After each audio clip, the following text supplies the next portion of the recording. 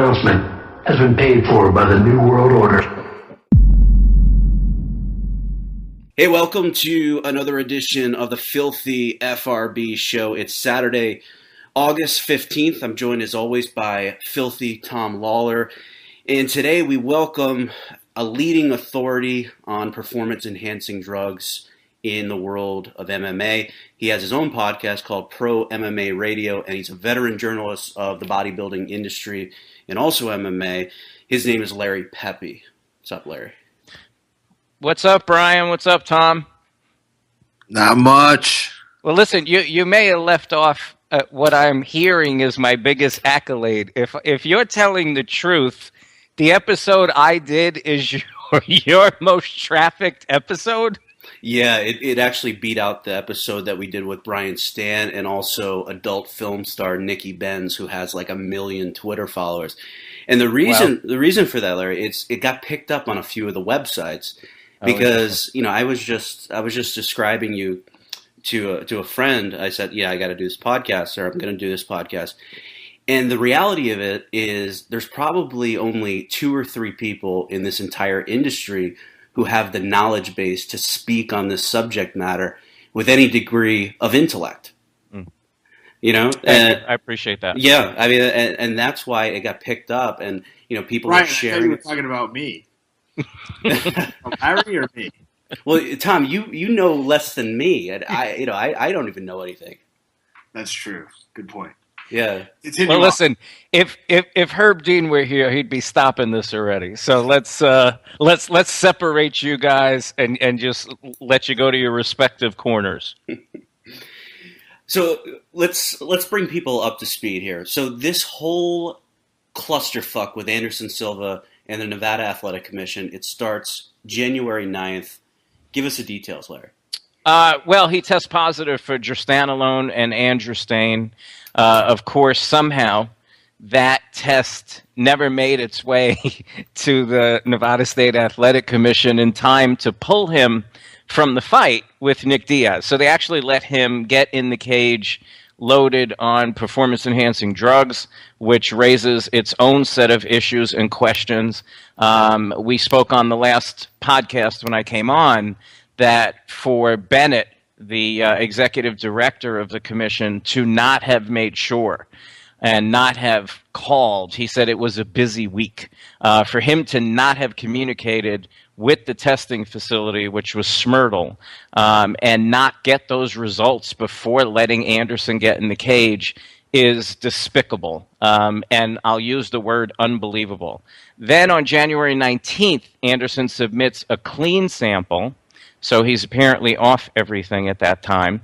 But then on January 31st, on fight night, he tests positive again by the Smyrtle lab for gestanolone, which was in the first positive test on January 9, and also for 2 benzo class drugs that are more like anti-anxiety, sleep, that type of thing. So not what we would put in the performance-enhancing drug class, but he popped for the gestanolone both times on the 9th and the 31st, the androstane on the 9th. And what's interesting, and we'll get into it in terms of his defense or lack thereof, is that on January 31st, on fight night, on the same night that Smyrtle tested him positive for gestanolone, for some reason that only the Nevada State Athletic Commission could possibly explain because it is so stupid, they had Quest run a test on him that night as well. And my understanding is that test is literally minutes apart from when he gives his sample for the Smyrtle test. And the Quest test, here's the punchline, he's not on anything. The Quest test comes back clean. So you have Anderson Silva giving his urine sample on fight night minutes apart. One sample to Smyrtle, positive for gestanolone. Another sample to Quest, negative for everything. So post-fight, the Quest test did not even pick up the benzos that were taken. If Anderson's being truthful in his testimony, they were taken after the weigh-in. Right. And the test, I have a actual picture of the test in front of me, and it says anabolic. Now, I don't know that they tested him for the benzo class of drugs, because what I have in front of me says anabolic agents, negative, masking agents, negative. Okay, that's as far as the test goes. Then it gives a long list of the different testosterones they tested for, the different clenbuterol, all the different things that were in there. And he's negative on everything. I don't know that Quest ran a test for the benzos.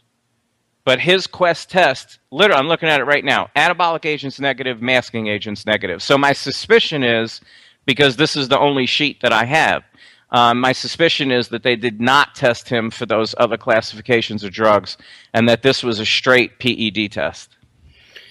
Yeah, Tom, I mean, can you think of any reason why you'd be using Quest Diagnostics and also Smyrtle, which for people that don't know is a sports medicine research and testing laboratory? Why the need for two different organizations to test the samples? Well, I don't know. I guess for for like clarity's sake. I mean, if you have multiple testing, companies doing this stuff, and they're both coming back with the same result, then it kind of gives you some affirmation. But in this case, or confirmation, in this case, they're conflicting, so it's a problem. And here's where the problem is too, Brian. You're setting up a disaster. Like, I've never seen anybody do this. I've never seen two different labs being asked to test the same guy at the same time, because you're setting up this very scenario. The confirming result is supposed to be the first lab, Smyrtle, saving the B sample. That's how this is done. You don't bring in another company and set up a situation like this where you can have conflicting drug test results between two different companies, because now that raises the question of which one is right. Who did it right? Who did it wrong? Because either he has the stuff in his system or he doesn't. So one of these two companies was negligent. One of these two companies did something wrong, because it is impossible that the same human being can give a urine sample to each company within minutes, and the drug be in one urine sample and not be in the other urine sample. And that's why you have B samples, because when an athlete appeals, they are supposed to be able to have access to demand that the B sample is tested as the confirming test. Now, here's the further irony. Guess who else had conflicting drug tests Nick at Diazs. that event? Correct. So you set up the situation twice. Now, Nick Diaz's was the opposite. He was negative for Smyrtle and positive for Quest. So it really turns into a debacle, and it makes zero. I mean, if there's a way to get to less than zero, that's where we are, in terms of how much sense it makes for the commission to be ordering drug tests from two different companies from the same athletes at the same time on the same night, especially when Smyrtle is the WADA-approved laboratory. You already have them involved. So it really, it should have been a first-year law student would have made this, in my opinion, Anderson's entire defense. His entire defense. Forget about this ludicrous blue vial crap. Like, that's insanity. Like, that's worse than Overeem's defense. Are you saying there's no way that this was the result of some Viagra from Thailand? Is that what you're telling me, Larry?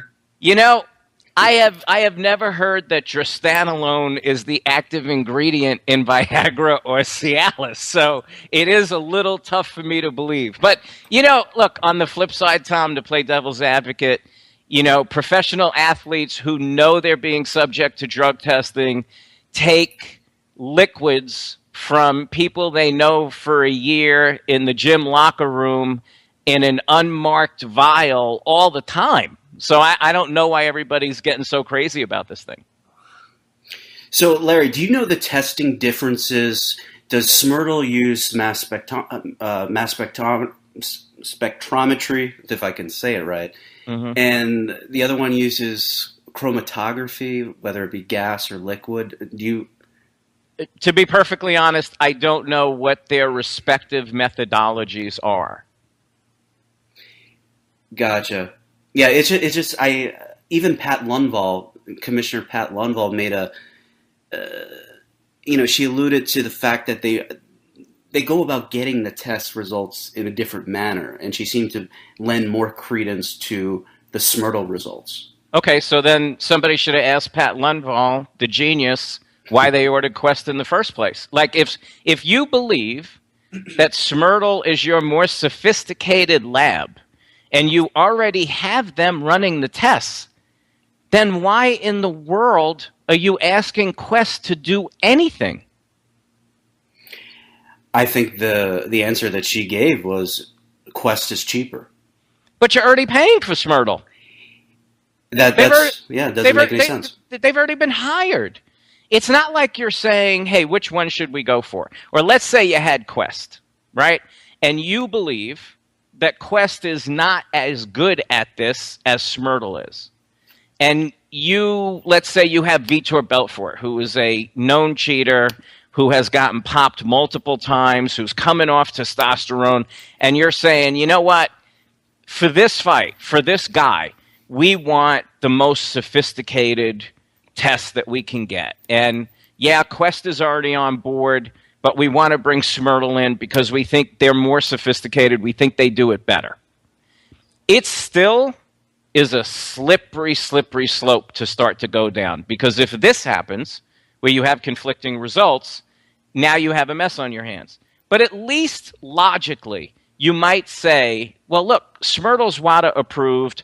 You know, they're one of only 2 WADA labs in the United States, UCLA being the other one. Quest isn't.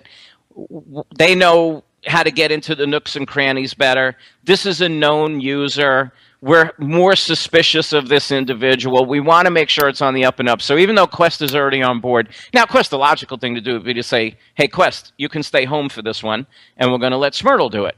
Or you don't have to test the main event because we'll have Smurtle do it. But I could at least get, to some degree, the logic that you want to bring in the one you think is the heavier hitter. You already had the heavy hitter. You already had him.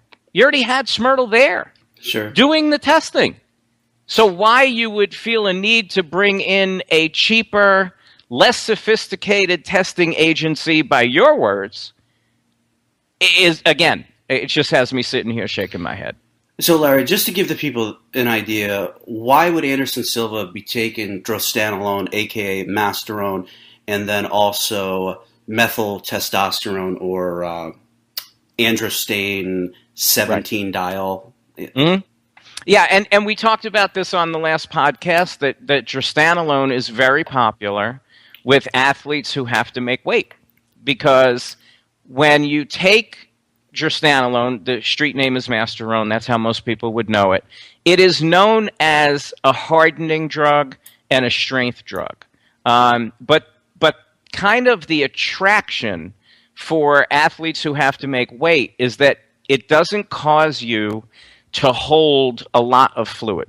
I use the example with Rampage Jackson. You know, when he was in, I believe it was Japan, and he didn't make weight, and it was like, I think the first time in his entire career he didn't make weight, and he missed pretty badly, as I recall. I think he was around 211 or 212, and it later came out. When he fought Ryan Bader. Right, when he fought Bader. And I believe it came out after that fight that he was on testosterone. Well, testosterone, while it has that strength-enhancing and muscle-enhancing quality, the negative for an athlete who has to make weight is that it will cause you to hold a fair amount of fluid, especially the first time you're on it, because your body is going to be a little more sensitive. It's going to be a little more surprised by its properties. And if you don't know that, if you're not being advised on that, and you don't change your diet and become very sensitive to fluid retention, I've seen people balloon up 20, 25 pounds in 6 or 8 weeks on testosterone because they didn't make those adjustments. With drostanolone, masterone, you don't really have that issue because it gives you the strength that you would want as a fighter, but it doesn't bring with it that added fluid. In fact, it has a bit of a fat-cutting, hardening effect. That's why in the bodybuilding industry, you'll see athletes use Masterone, maybe 4 to 6 weeks out from a contest, because they're already getting super lean, they're already getting very vascular, and it's not going to hold fluid, which is deathly to a bodybuilder, because if you're holding fluid, you can't see the definition and the clarity the same way. But it allows you to maintain your strength and has that cutting component.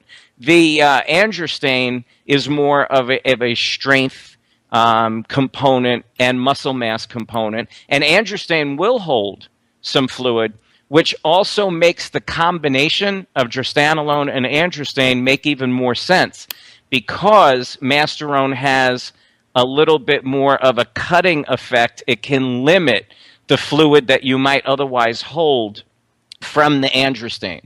So when you really look at the stack and you look at what he was caught on, from a standpoint of a fighter looking for strength, looking to not hold fluid, looking for some extra muscle, all that stuff, it kind of makes a whole lot of sense. Now, go ahead, Tom. Yeah, Larry, you're talking about Masteron having a hardening effect. Isn't that essentially just what Anderson was looking for? I knew that. I knew that was coming. I really did. I think he was looking for a different kind of hardening, if you believe his testimony. Of course, to believe his testimony, you were probably drinking at some point during the commission hearings.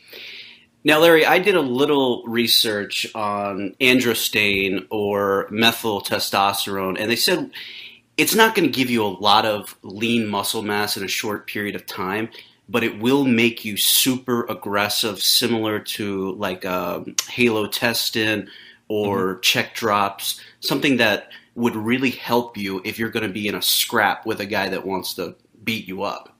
Yeah, I mean, look, really what it comes down to, Brian, is that, you have androgenic drugs and anabolic drugs. And anabolic drugs are more healing in nature, and androgenic drugs are more strength, muscle mass, and accompanying aggression in some cases. I'm not a big believer in the aggression argument. I think I've known athletes on tons, and I mean tons, of testosterone, tons of androgens, who were as mellow as if they were on Valium.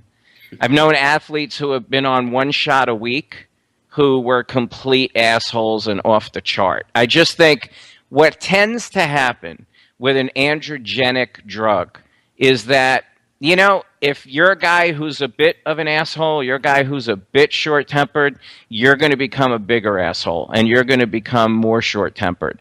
But if you're kind of mellow, it's not going to turn somebody who's mellow into, a guy who's going out looking to fight with everybody who, stops too short at a red light and he can't get through the intersection. It just, I think, varies from person to person. I think that's overplayed.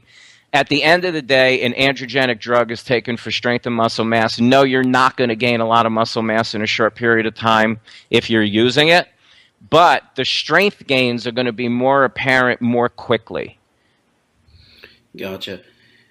Tom, did you have an opportunity to see Anderson's legal counsel there? He's actually a very good lawyer, but he just seemed, his name is Michael Alonzo. Did you have a chance to watch the hearing in depth or? No, I didn't. I mean, I've just been reading about it, but I will take a look at this Michael Alonzo guy. Yeah, I mean, I checked out his credentials. I mean, a law degree from the University of Southern California. He's big in gaming and lobbyist in bed with casinos. He's out of Reno. But I thought he looked like a guy that might have graduated law school yesterday. Seemed lost at times. He brought this clown, Paul Scott. I mean, Larry, what did you think of this guy, Paul Scott, who the commission thought he was a doctor, and he had to correct him and say, no, I have a BS and a JD from Europe or something. Right, and he apparently worked at USADA, but when he worked at USADA, it was, from what I've been told, he was working on like contracts. So how is he there as a qualified doping expert? I mean, you might as well have gotten the janitor at USADA, right? I mean, so wait a minute. This guy was like he was like a secretary or something like that. I think he worked more like in a legal capacity at USADA, but that doesn't mean you know anything about actual doping. Yeah. So he got discredited completely. And Brian, let me just say this to you: I don't know anything about Anderson's lawyer. Don't know, don't care. Here's what I know: a first-year law student would have been laughed out of the classroom with this defense, and would have failed the course if the teacher was aware that they had the argument sitting in their pocket that something was wrong with these lab results. Like, listen, at the end of the day, do I think that Anderson thought he was taking liquid, sex enhancers? No, I don't. I don't think that's credible at all. Do I think that he got caught with stuff in his system that, especially with respect to the gestanolone doesn't exist in the human body unless you place it there. Do I think it mistakenly got there? No, I don't. So I guess what I'm saying in a long-winded way is I think he did exactly what he's accused of doing. That said, the burden is on the state. The burden is on the state of Nevada to prove that Anderson Silva doped. And I think a first-year law student would say, hey, wait a second. Quest did a test minutes apart, and he's clean.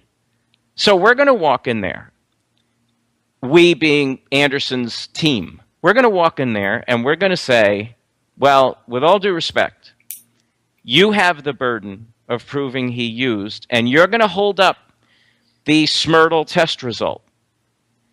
However, within minutes, he gave a sample to Quest, and he's negative.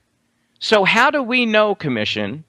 How do we know beyond, forget about a reasonable doubt, how do we even know 51% that he had this in his system because the lab tested him positive at the same time that another lab that, oh, by the way, you hired.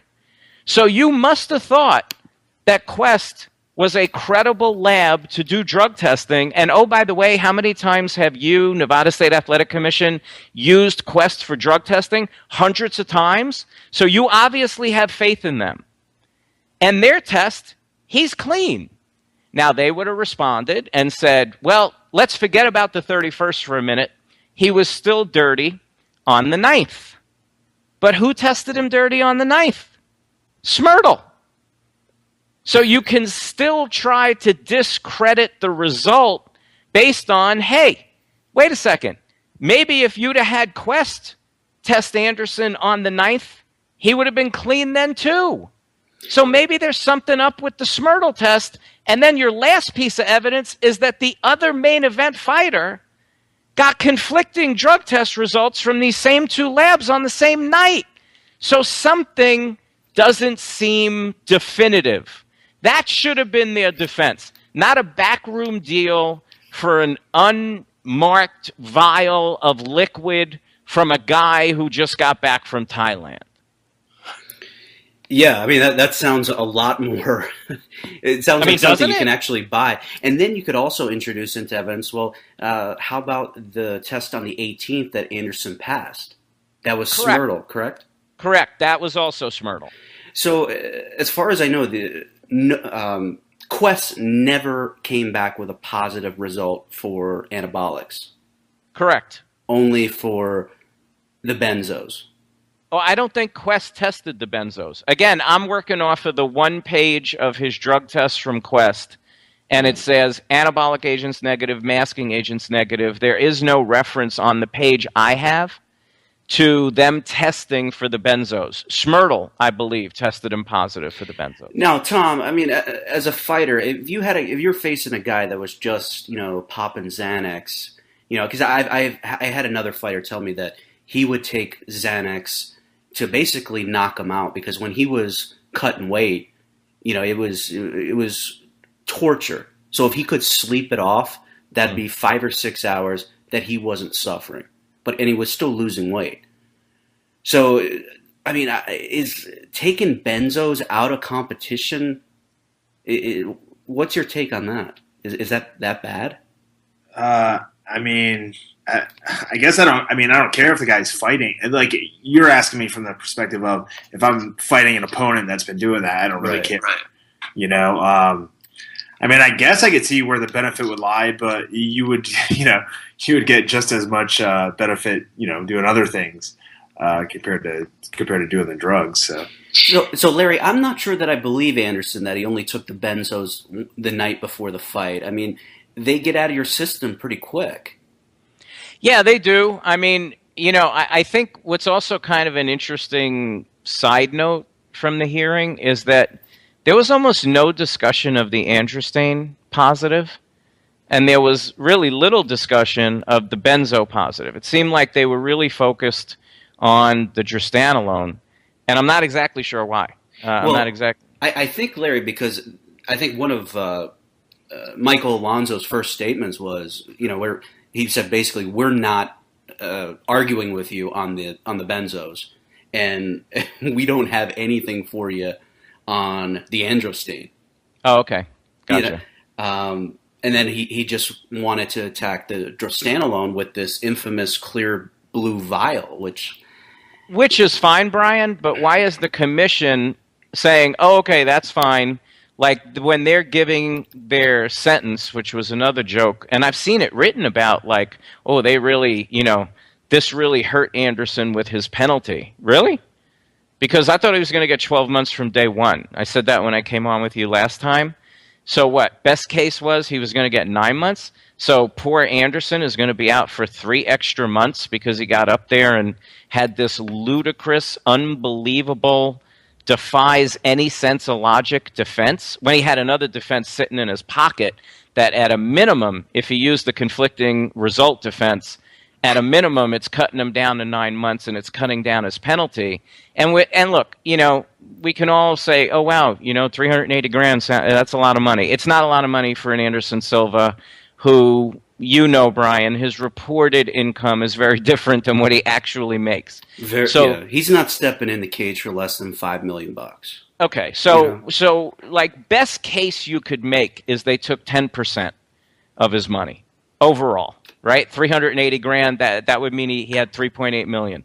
That's the best case you can make. That is not a harsh penalty, especially when the commission is sitting there for the bulk of the hearing, basically almost laughing at him and saying, "Yeah, this really just isn't believable." Like, did it occur to you? I know one commissioner, I think it was Marnell, said, "Did it occur to you it wasn't a good idea to take?" a liquid from an unmarked vial from a guy that, you knew from a year from the gym? No, it didn't occur to me. Like, the defense was laughable. So what was the real penalty, aside from public shame of making, like, a fool out of himself at this hearing, aside from legacy, but you could argue that a lot of that was going to take a hit to some degree. What was the real hard additional penalty? 3 extra months? Really? Wow. Why didn't he just say, hey, I was having trouble cutting weight, and I took this stuff? You know what he should have done, honestly? And it blows my mind, like, when it comes to athletes, and it's not just MMA athletes. We see it in baseball. We see it in football. Okay. One guy, and I'm going to ask you guys if you can name him. He's not from MMA.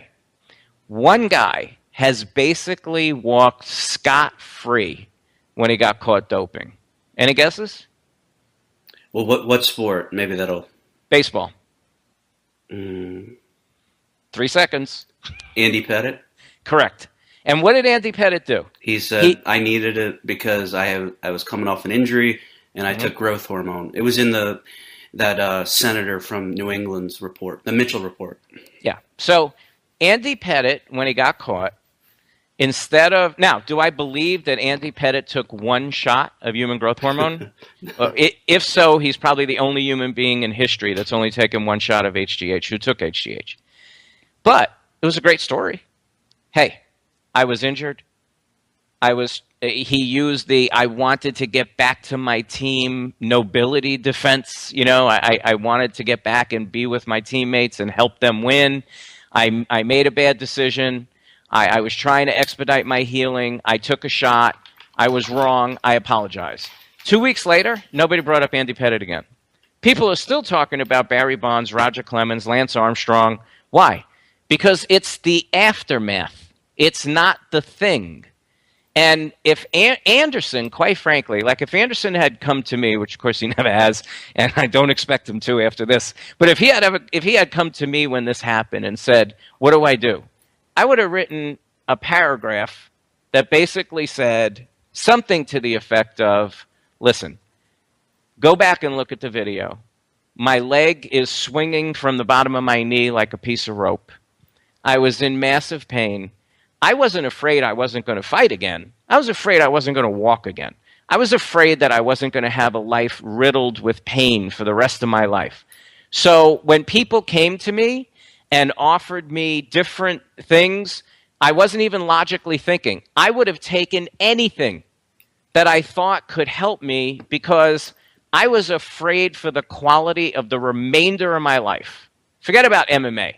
Because you look at Corey Hill, he said he had pain the rest of his life. You'll know, Brian, I don't follow it as closely, but there was a wrestler, I believe, who had a similar injury where he decimated the lower part of his leg. Sid Vicious. Right. He said he was in pain the rest of his life. So, hey, I'm Anderson Silva. I'm 39. I busted this leg horribly. And I took 30 different supplements. And which supplement the Drostanolone or the Androstane was in, I don't have a clue. I'm sorry. I don't know. I'm not going to put anybody through trying to figure this all out. Give me my penalty. I apologize. But if you put yourself in my position for a minute, I was concerned about the rest of my life. I wasn't concerned about getting back in a cage. And I took tons of supplements, and I have no idea why I tested positive, but I accept whatever penalty you want to bring my way. Sure. And this, I want to ask Tom, in a more of a general sense. Tom, have you looked around, the weigh-ins, some of the fights or the fight that you participated in Chicago and said, yeah, it's pretty obvious things have changed. These rules are scaring people. I don't know that I really have to the degree that I would have thought. You see a few people with different body types, but I don't know if it's that I wasn't looking previously, in the past, just looking at everybody and going he might have been on something. He might not have been on something. But I don't know. I thought I was going to notice it a lot more, to be honest. How about you, Larry? Well, I'm starting to notice it, but keep in mind, Tom, it's still early. I mean, we're only 6 weeks into this thing. Let's take a look at what everybody looks like 3 or 4 months from now, when whatever they may have been on is really fully out of their system. I mean, the only thing that's going to stay in your system longer than that are the heavy oils like decadurabolin and equipoise, because they can actually stay in the body for 18 to 24 months. And it's going to get interesting if somebody tests positive for one of those, because I'm sure USADA will slam them, and that's fine, but it doesn't mean that they were on it now. That stuff stays in the system a long time. So if you're a fighter, and quite frankly, if you're a fighter and you've had any kind of advice from anybody, those are the last two substances anyone would put you on, because they just live in the body way too long to pass even the simplest of drug tests. But the rest of the stuff, the testosterones, the strength enhancers, the drostanolones, all these drugs that, a lot of them are in and out quickly, but a lot of them take a couple of months to exit. I think by the end of the year is when we'll really look and go, wow, that guy looks a lot different than he did 6 months ago. I think right now it's a little too soon to tell. What's your take on the IV ban? Can they even enforce it? I don't know how you enforce it. I think it's ridiculous. I mean, look, if you're going to do an IV ban, then I think you can't do weigh-ins 24 hours out. Because as long as the weigh-in is that far out, guys are going to cut massive amounts of weight. Women are going to cut massive amounts of weight for their body type, depending on the female.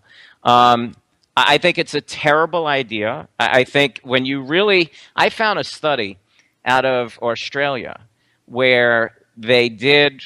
It was a very small sample, so that was the flaw in the study, if you want to criticize it. But they took 6, I believe it was soccer athletes, and they did MRIs on their brains before and after they lost, get this, 2.5% of their body weight. So that's like a 200-pound fighter cutting to 195, right. Okay, which is nothing, right? Like, Tom, when you were fighting at middleweight, how many pounds were you generally cutting to make weight? Usually about 15 to 20 the week of. Okay, so you're looking at about, let's just say for argument's sake, 10% of a drop in weight. This is a 2.5% drop of weight. And they showed a direct correlation on the MRI with potential brain damage on impact because there's so much less cushioning around the brain. So I think anything that frustrates the rehydration process, and here's the thing, if you're USADA, I get that, like, when you go and you regulate Olympic sport by congressional mandate versus a combat sport or, quite frankly, a promotion, not the sport, by contract, you have a lot more power with a congressional mandate. So you can write this USADA code, which if you want to get into, Brian, there are aspects of this code that are shocking that I think most fighters don't even know are in there. But you can write it however you want it because at the end of the day, you have all the leverage. Now, they put this IV ban in because athletes who weren't really dehydrated were using IV hydration as a masking technique. That's not what any fighter is doing. So to me, to take away IV hydration but leave the weigh-in 24 hours out is medically irresponsible to the fighters completely. And you're doing it for a purpose that doesn't line up. You have the right, let's say it's Tom. You can test Tom 27 times in the 10 days before and after the fight if you want to. You can test him on fight night. You can test him at the weigh-in. You can test him after the weigh-in. You can test him the next day after the fight. You have that power. I have no problem with that. So do you really need to ban IV rehydration to make sure Tom isn't masking? Because when you have the power to test him as often as you want to, you're going to catch him if you suspect him anyway. After he hydrates, the drug isn't going to get out of his system in 4 hours. So when you have a technique at your disposal that causes no harm to the fighter potentially, and you insist on using this stupid ban on a technique that allows a fighter to properly rehydrate so there is cushioning around his or her brain, then you're just being ignorant. And you have not regulated a sport where fighters are, or athletes are, allowed to punch, kick, and elbow their opponent in the skull. So I think you have to take a step back and say, okay, wait, we know the IV ban makes sense in cycling. We know it makes sense in swimming or whatever the hell else you regulate. But it really makes no sense in a sport like this. And the fact that they're still pushing forward with this thing truly boggles my mind. And it's going to get somebody or multiple people, in my opinion, severely, severely hurt in the cage. Now, Larry, do you know Olympic boxers, can they use an IV? Under USADA, no. It's still a prohibited method under USADA. So if USADA regulates your sport, you can't use an IV. Now, however, Brian, let's keep one thing in mind. It's still terrible. Still a terrible idea. But a couple of things. Number one, boxing has about 97 weight classes the last time I checked. So you don't get people dropping 20 and 30 pounds like you do in MMA because the weight divisions are 3, 4, 5 pounds apart in many cases. Number two, and perhaps more importantly, boxers are using big padded gloves in comparison to an elbow, in comparison to a knee, in comparison to a shin. So I could argue that perhaps the impact isn't as great. The flip side is that boxers get punched in the head way more than MMA fighters, so the brain has more of an opportunity to rattle around in there. So take it as 6 on one hand and half a dozen on the other, but if it's regulated by USADA, you can't use an IV regardless of the sport. Now, the one argument against that, the one argument that people are bringing up, that they're saying that USADA is correct in not allowing the IVs, is the biological passport. Mm-hmm. And I know it's been successful with catching some cyclists. I don't really know I can't tell you a good definition of what a biological passport is, but apparently it has caught some people who have passed blood tests, urine tests. So is that the only reason why they want the IVs banned? Here's how I look at it, Brian and Tom. I look at it that, when you're making a decision that impacts the health and safety of other human beings, you have to take the benefit, the positive of that decision, and put it on one side of the scale. And you have to put the foreseeable negative consequences of that decision and put it on the other side of the scale. And I don't care about biological passports. I don't care about IV rehydration and using it as a masking agent. At the end of the day, when the negative side of the scale is potential brain damage and injury to the brain of these athletes that go in there and lay it all on the line, I don't care what's on the other side of the scale. Tom, what's your take on the IVs? And tell us, in Chicago, how did you rehydrate? Like Brian Stan was talking about, the old-fashioned way, or did you IV it? I've never used an IV in my career. I don't have any problem with the IV ban at all. And after the weigh-ins, I rehydrated the old-fashioned way: food, water.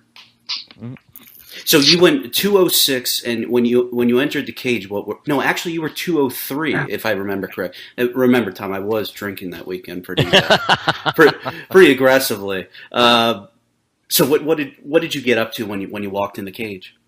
Probably about 215. That's what I had cut from initially. I just way overcut. I don't know if it's because I was sweating because I had on all that Reebok gear or what the deal was, but you did have quite a bit of Reebok gear on. Yeah. So each layer, I'm sure, was taken off, a tenth of a pound here and there. So, I got down at 203 when I should have been, 205, 206, but the weight cut wasn't very hard. And in the past, I've had some really hard weight cuts. I just, I don't know, there's something about sticking the IV into my bloodstream that I'm not enticed about. And the other thing, Larry, there's a pretty popular guy in the UFC scene. He actually works for the UFC. He's a cut man, and he gives the guys IVs. I know of one friend of mine who received one from him, and he does this to a lot of fighters, and he charges them money for it. Mm-hmm. And he has a documented history of being completely negligent in his job as a paramedic. And I'm like, my God, I was in that room when my friend was getting an IV from this guy. I don't know where the fuck that needle's been. Right. And that's when I was like, oh shit, maybe. But you're saying that the IV thing, you if you were making the call, it would still be allowed. If I were making the call, I think you have to do one or the other. I think you either have to leave the IV in place, and it's great that Tom doesn't use it, but there's a lot of athletes who do. Okay? Sure. And let's be honest, let's say that, you get sick, you're throwing up, you get dehydrated, you go to an ER. Do they give you an IV or do they give you a glass of water? So IV is clearly proven medically to be more effective at rehydration in a short period of time. Now, I'm all for an IV ban if you make the weigh-in right before they fight. Because then if you dehydrate 20 pounds and you're going to step in the cage an hour later, you're a dope. and that's on you. But the way the system is set up, I think you have to be honest. Athletes are going to do things that are not always medically in their best interest to compete at the highest level. And if you have a structure in place that has weigh-ins 24 to 28, 29 hours before somebody's actually going to step in the cage, they're going to drop a lot of weight in most cases. And when they do, if you take away the IV rehydration, for a lot of athletes, that's going to spell a big negative. There's going to be guys like Tom that it won't matter to. There's going to be plenty of those. But there's 600 fighters on this roster. And I'd be shocked if a third of them didn't use IV rehydration. So, yeah, you know, I think you can't have it both ways, I guess is what I'm saying. Either move the weigh-in or allow them to IV rehydrate. It's interesting you mentioned more weight classes, and in boxing, you know, there are 18 weight classes from 105 up to heavyweight. Okay, so not the 97 I thought it was. My mistake. Well, yeah, but sometimes they make up weights, you know, the Mayweather weight, right. The Pacquiao weight. And it's interesting because Joe Rogan was talking about the same thing, that he thinks they should be 10 pounds apart. You know, once you start getting up to 185, 195, 205. And I don't know, but it kind of sounded like Joe might have known something. Yeah, it'll be interesting to see what happens going forward. I mean, the one that obviously jumps off the page is heavyweight, right? I mean, if you're 207 pounds in a non-title fight, you can fight someone who's 266. Yep. It would seem to me like the first thing you would do is put like a cruiserweight, you know, somewhere in the middle, 35 or something like that. Some of the weight ranges are obviously pretty big. But I don't know how that would work, Brian, because a lot of the divisions are not overloaded with talent as it is. And now if you're going to cut the division in half, you know, like how good is each of those divisions going to be now? I don't know. Tom, what do you think about the prospect of adding more weight classes? Well, I was going to interfere here and say that, you know, I can't say that you would know that Joe Rogan knows anything because, like, this would have to go through the ABCs first. This wouldn't be the UFC making the call. Right, obviously, you know, obviously they play some role lobbying. Hey, Tom, if I could just interject for 1 second, you can correct me if I'm wrong, Larry. I thought several years ago ABC did recommend to do 165, 175, 185, 195. Do you remember that? I do not. No? But I mean, I'm not saying it didn't happen. Okay, then go ahead then. Maybe I'm thinking of something else. No, I mean, you know, that could be the case. But, you know, it would have to be them making the call, not necessarily the UFC. But I don't know about that. Elite XC made a Nick Diazs division. Yeah. I think it's up to the promoter, right, Larry? You know, I don't want to say I'm sure either way. My guess is that if a promoter as big as the UFC went to the ABC and said, hey, you know, we'd like to add these two divisions, I don't see them getting a fight on it. Yeah. Right? Because at the end, I guess eventually it would probably come down to the actual commission because everyone would have to sanction the fight. So maybe that's what, you know, not even the ABC. Maybe it boils down to just whatever commission is sanctioning the individual card. So let's say, Tom, there's a division 85, 95, 205. Yeah. Do you think that's too much? 'Cause, I mean, I would think that you could fight at 95. Yeah, I could definitely fight at 95. 185 is just, you know, it's too far down at this point in my life. I don't know. I don't think it's a good idea. Maybe adding the cruiserweight or, you know, something along those lines. I fall, my opinion falls more along with Larry's with, you know, the divisions just aren't stacked enough at this point. You know, like 155 is loaded with talent. 170 is loaded with guys. So those two divisions could be okay being, but the rest of them, you know, not so much. So maybe a 165 and then like a 175, you know, and then a 200, a 225, and then heavyweight. You know, shift them around a little, not necessarily just add them every 10 pounds, but. Gotcha. Yeah, and just to switch gears a little bit from all this PED and weight related topic. I know, Larry, you've been very outspoken of late regarding pay-per-view bias for the UFC. And let me preface this by saying, you know, the leading guy for the reporting pay-per-views is Dave Meltzer, Wrestling Observer. that's a guy I've been reading since I was 10 years old, you know, and I'm 32 now, so I'm a Dave Meltzer guy. I love reading his stuff. So, you know, it's not like it's not like I'm going after him to say it, but I think a lot of those numbers that have been put out there of late are on the high side. And I know that you had a similar opinion, and I wanted to hear the reasons why you thought that.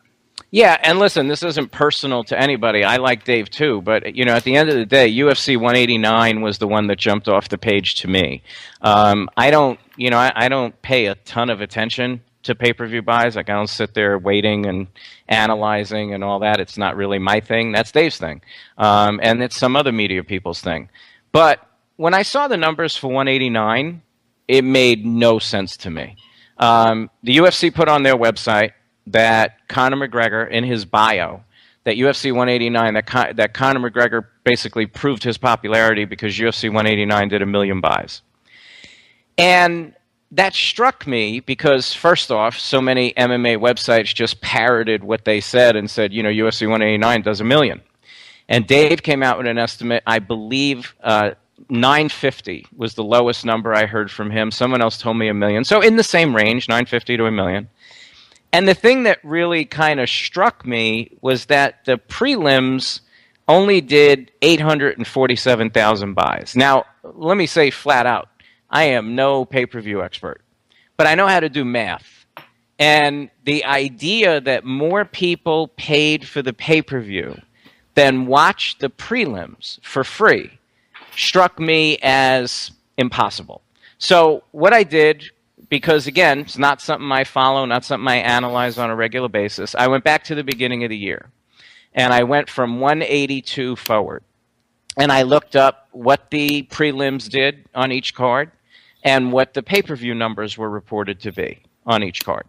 Because I thought, hey, I don't pay attention to stuff. Maybe I'm wrong. Maybe this happens all the time.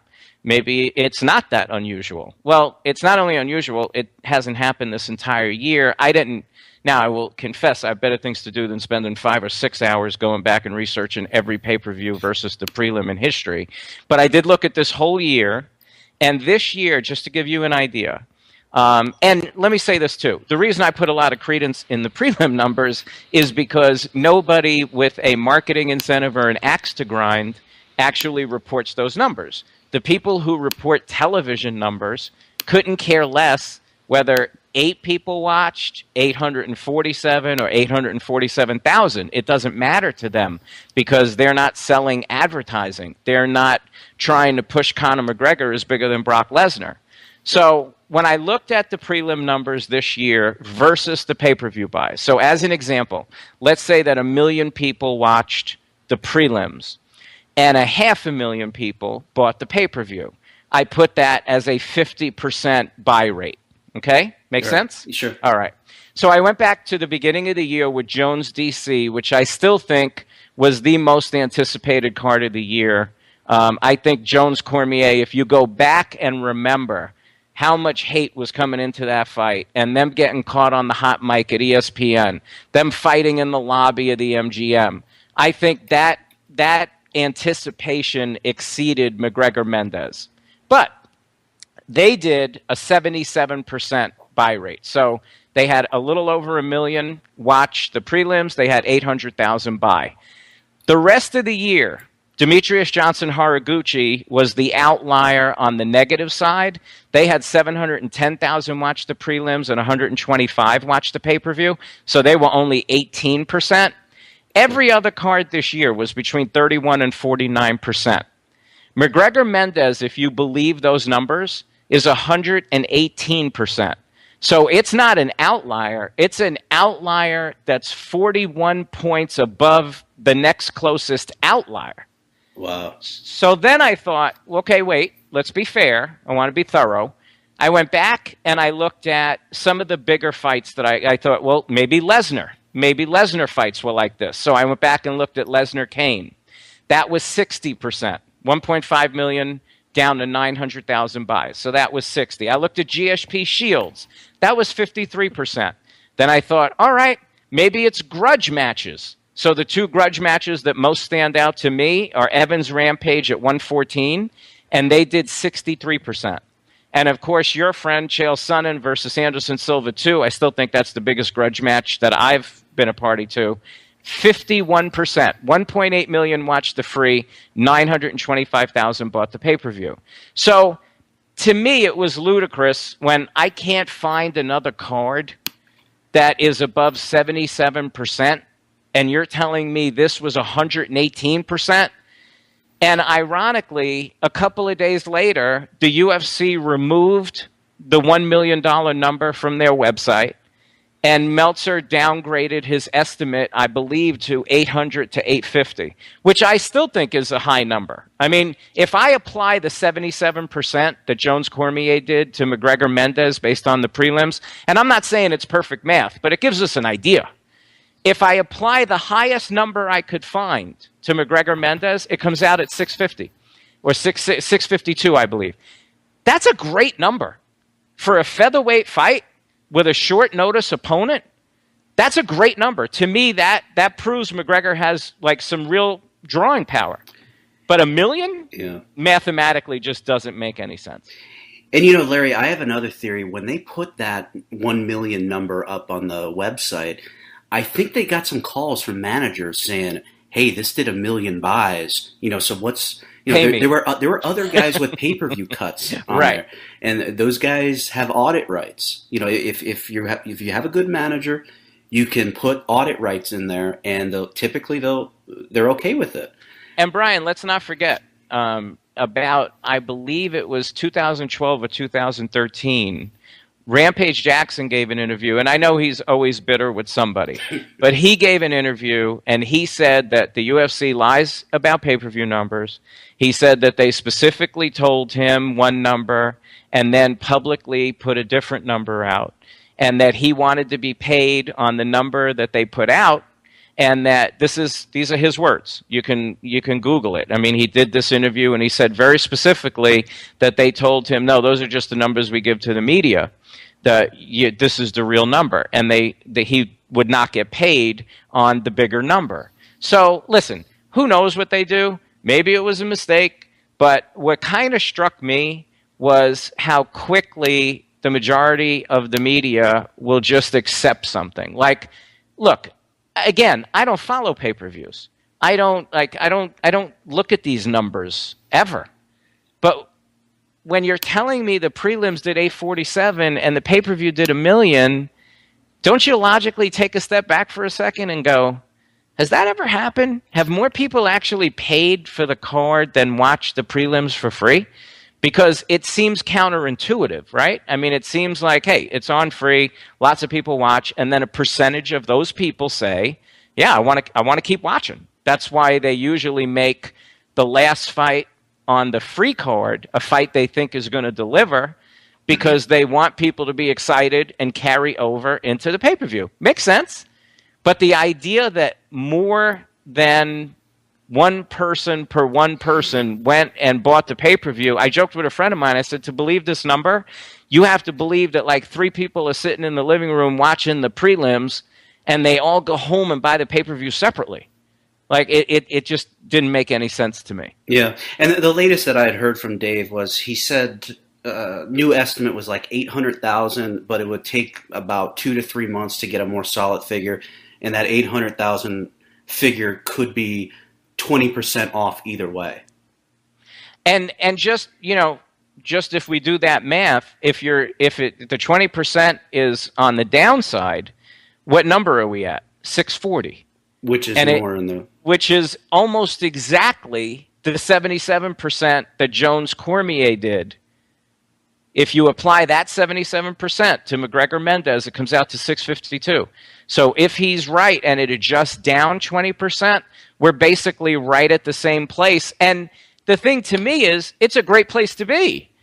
Like, for Conor McGregor to sell 640,000 pay-per-views, I don't think he's the draw everyone says he is. I think he's a star. I get it. But to compare him to Lesnar and GSP to me is silly. But 650,000 pay-per-views for a featherweight fight? Has there ever been a featherweight fight that did 300? I think Aldo and Edgar did 3 1.25, but that also had Overeem's. So that's half. That had Overeem's return. Right. But that's half. I mean, imagine you double the best featherweight title, the best featherweight fight in history, ratings-wise. You double the first time you headline a pay-per-view. That makes you a star. You're a star. Yeah. Why do we have to pretend that the number is so much greater than that? Because you've been pushing this narrative that Conor is bigger than GSP and Brock. So 650 is not acceptable because Lesnar would have spit on 650. Lesnar would have done 650 beating me up. I think it comes down to people want to see bigger numbers because I think, and I've talked about this before, a lot of people within this MMA bubble, they have this inferiority complex that we're not accepted by the mainstream. And if we put up these huge numbers, then we'll somehow gain acceptance into the mainstream. And my go-to line has always been, well, what is so cool about the mainstream? You know, the Kardashians are mainstream. Are they cool? Not in my opinion. And listen, I think there's a pretty strong, again, mathematical, I'm not a pay-per-view, but just math. I think there's a pretty strong argument when you look at the Spike days and you look at the numbers that Spike was pulling in on Fight Night cards. I think the last 5 Fight Night cards on Spike, if you go back and look, the average was close to 2 million a card. Now, on FS1, I think the only card that's even come close was the debut card with Chael and Shogun. I think it did 1.8 or something in that range. Right. So, and when you look at most of the FS1 cards, they're nowhere near 2 million. Like, not even in the neighborhood. So isn't there an argument, like you look at the UFC's best pay-per-view years, you look at the UFC's best free TV years, it was all pre-Fox. And I think you could make a pretty strong argument that if mainstream is judged by ratings, then you were more mainstream before you went mainstream. I agree with you on that. I think the UFC was more mainstream when they were on Spike because UFC was the only game in town for Spike. You know, Spike was basically the UFC channel. Now UFC's on Fox, and it's kind of like, you know, hey, it's just another one of our properties. We got a lot of them. Right. I mean, I remember when, you know, in the Spike days, I mean, God, you couldn't put Spike on for 3 hours and not see a UFC event, a replay of a UFC event, the highlight type shows that they did, the countdown shows. Did you say Cops? Yeah, or Cops. Right. Right. When those are your only 2 programs for the UFC, I think that was a great thing because it was tremendous exposure for the brand. Yeah. Sure. Hey, Tom, you got anything in closing for Larry? No. Informative as always. I'm kind of an idiot when it comes to this stuff and don't really understand it. Well, once you start getting the pay-per-view cut, you win 3 or 4 more fights. Okay, not that stuff. I'm talking about the steroid talk, Brian. Oh. PED stuff. Let's be clear. I understand about boner pills, but I don't get the actual steroid jargon. So, you know, it helps enlighten me. Like we were talking about that, Brian. You know, I figure the less I know, the less tempted I'm going to be to use anything. So. Yeah, that might be a good attitude because, you know, if you know a lot about it and you know what it can do, it might be tempting. And if you get caught in this era, you're fucking done. Yeah. Yeah, and you know, Brian, that's something just as a corollary on the Anderson thing. Keep in mind that not only do I think the commission went soft, pun intended, on Anderson, but they are 2 months away, I believe. I think September is when they want to put their new rules in, where this offense, as a first offense, would have been 36 months. Wow. Yeah. So, I mean, that's just something you can't take any stuff now. I mean, no. Unless you get the most sophisticated, you know, this microdosing or pro hormones, you know, I mean, this is stuff you know about that I've only heard about. I mean, unless Brian, if you take a close look at USADA, if you're really smart and you want to game the system like what Anderson could have done, if USADA had applied, is just retire. Because if you retire, you're not subject to their testing. And then if you decide that you want to come back, you have to give them 4 months' notice. So basically, as long as you clean out before you tell them that you want to come back, you're good. And then there's a provision that says you have to notify them 4 months before returning unless the UFC waives it. Which they probably that's would. pretty fascinating because you and I know, like, fights fall out all the time. There's a lot of talk behind the scenes. Could the UFC say, hey, we got to put Anderson in because we lost so-and-so in this fight, so we're going to waive the 4 months? Now, he'd still get tested, but then he, in that circumstance, would not have to undergo testing for the full 4 months coming into the fight. So it is kind of an interesting little thing. It's in Article 5. And last but not least, Tom, take this as my gift, but you should take a close look at Article 10 because it says that bout results can be overturned if you fail. That's fine. You can forfeit your ranking, your purse, or title. Fine. And then it says UFC may also impose a fine up to $500,000. Wow. Which is stunning to me. Like, I doubt a lot of fighters are aware. Did you know that was in there? No, I did not. Okay. Now, let me just play this out for fun for a second.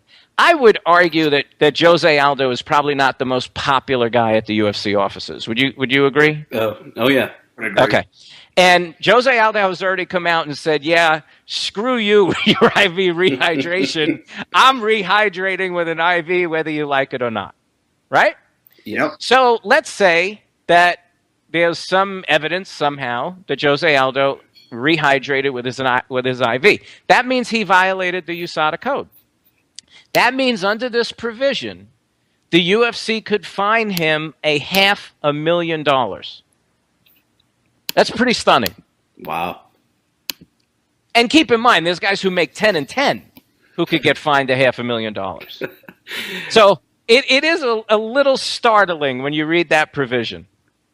Yeah, Tom, I know you guys had a conference call. A lot of the fighters and they call it the fight support personnel, which I guess is a fancy word for manager, had to call into this conference call on Wednesday in Colorado.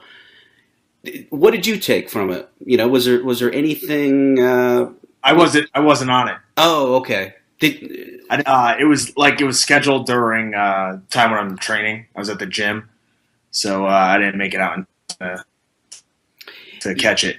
But I will tell you this: that the Tom, there's another one on Wednesday, but actually you'll be on vacation, so I'll be in Alaska. If I'm doing nothing, maybe I'll jump on. I may be driving at that point up to like a park or something, so maybe I can jump on there. Yeah, like there's not a whole lot. I think most of the info that they probably went over is on the website because they basically just directed people to that if they can't get on to the conference call. I'm not sure why they only have two of them and they sent out the info like 2 days before, but oh well. Yeah, that was interesting. But they do have a pretty comprehensive website, like you said. Too, Brian, is from the interaction I've had with Jeff Nowitzki, he seems very eager to help anyone that's trying to get more information or trying to find out what the deal is with this testing policy. So, it's pretty easy to reach out to him and get an answer on what you want. Now, Larry, isn't this Nowitzki the guy that went after Barry Bonds for a decade and they ended up with his punishment was 3 months locked in his 25,000-foot mansion in Beverly Hills? Yeah, listen, Nowitzki is a very aggressive guy when it comes to drugs. He didn't only go after Bonds. He was like, I think, at the heart of the Lance Armstrong case for years. I mean, he has a great reputation as far as being an anti-drug guy. I don't have any issue with him with that. What I have an issue with is that I think you have to be a bit more sensitive to the sport you're regulating. So in the case of the IV thing, which I know he's going around and doing talks and telling everybody it's done, you can rehydrate just the same by drinking water or not cutting as much weight. I just think you have to kind of step out of the bubble of the USADA code and say, who are we dealing with? What are their risk factors if we enforce this one provision when we have 10 different ways to test them as often as we want, whenever we want, wherever we want, to make sure that they're not doping? So That's my only issue where he's concerned. All right, that's Larry Pepe. Larry, how do people find you on Twitter and listen to? Man, it's got to be one of the longest running MMA podcasts because I was listening to it in 08 or 09. Oh, thanks, man. Yeah, we've been around for over 7 years now, and you can catch the show at prommmaradio.com. Online. And if you are a member of the American Forces or living with a member of the American Forces in any of the 170 countries that the Voice Network goes into, which is their biggest network, we're also their official radio show, so you can listen to it on Saturdays at 5 p.m. if you're in the service.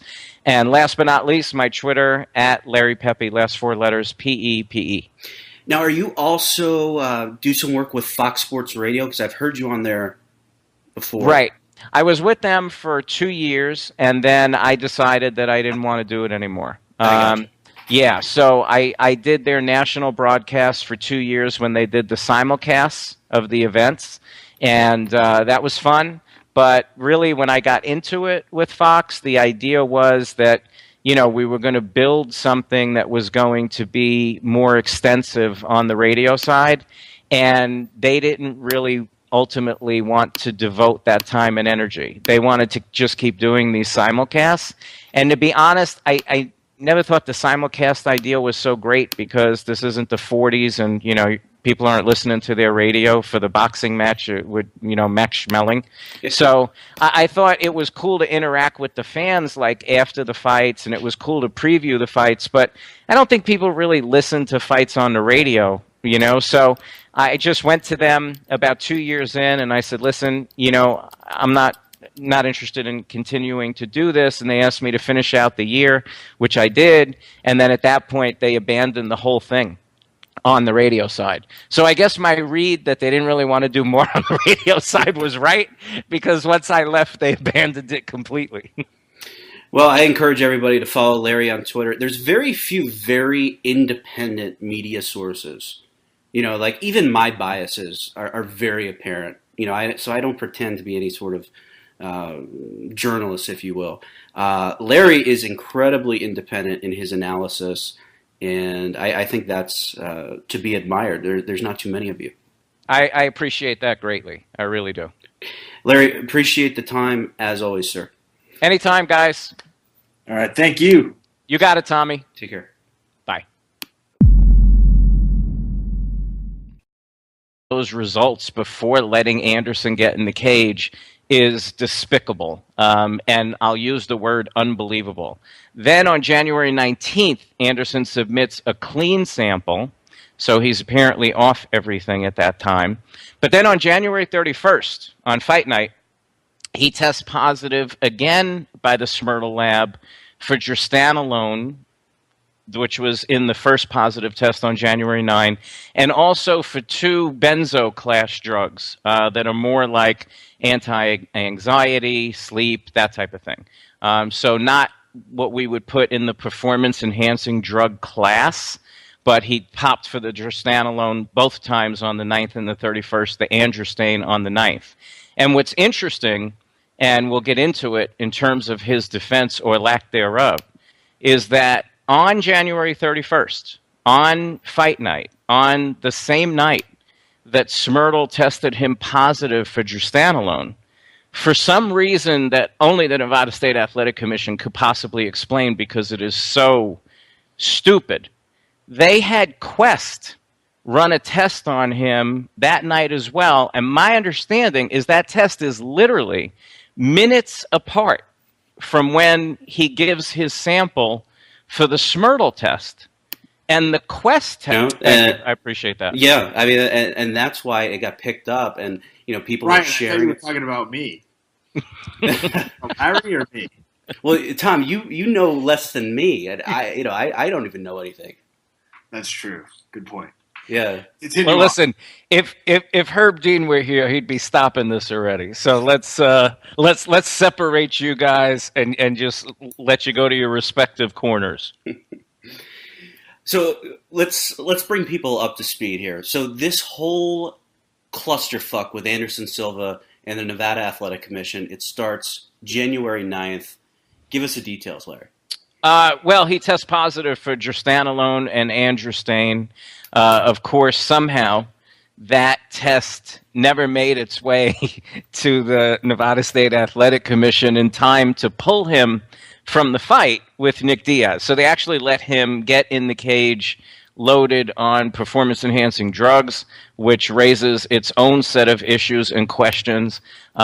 We spoke on the last podcast when I came on that for Bennett, the executive director of the commission, to not have made sure and not have called, he said it was a busy week, for him to not have communicated with the testing facility, which was Smyrtle, and not get the test. Here's the punchline. He's not on anything. The Quest test comes back clean. So you have Anderson Silva giving his urine sample on fight night minutes apart. One sample to Smyrtle, positive for gerstanolone. Another sample to Quest, negative for everything. So post-fight, the Quest test did not even pick up the benzos that were taking. If Anderson's being truthful in his testimony, they were taken after the weigh-in. Right. And the test, I have a actual picture of the test in front of me, and it says anabolic. Now, I don't know that they tested him for the benzo class of drugs, because what I have in front of me says anabolic agents, negative, masking agents, negative. Okay, that's as far as the test goes. Then it gives a long list of the different testosterones they tested for, the different clenbuterol, all the different things that were in there. And he's negative on everything. I don't know that Quest ran a test for the benzos. But his Quest test, literally, I'm looking at it right now, anabolic agents negative, masking agents negative. So my suspicion is, because this is the only sheet that I have, my suspicion is that they did not test him for those other classifications of drugs, and that this was a straight PED test. Yeah, Tom, I mean, can you think of any reason why you'd be using Quest Diagnostics and also Smyrtle, which for people that don't know is a sports medicine research and testing laboratory? Why the need for two different organizations to test the samples? Well, I don't know. I guess for for like clarity's sake. I mean, if you have multiple testing, companies doing this stuff, and they're both coming back with the same result, then it kind of gives you some affirmation. But in this case, or confirmation, in this case, they're conflicting, so it's a problem. And here's where the problem is too, Brian. You're setting up a disaster. Like, I've never seen anybody do this. I've never seen two different labs being asked to test the same guy at the same time, because you're setting up this very scenario. The confirming result is supposed to be the first lab, Smyrtle, saving the B sample. That's how this is done. You don't bring in another company and set up a situation like this where you can have conflicting drug test results between two different companies, because now that... The following announcement has been paid for by the New World Order. Hey, welcome to another edition of the Filthy FRB Show. It's Saturday, August 15th. I'm joined as always by Filthy Tom Lawlor.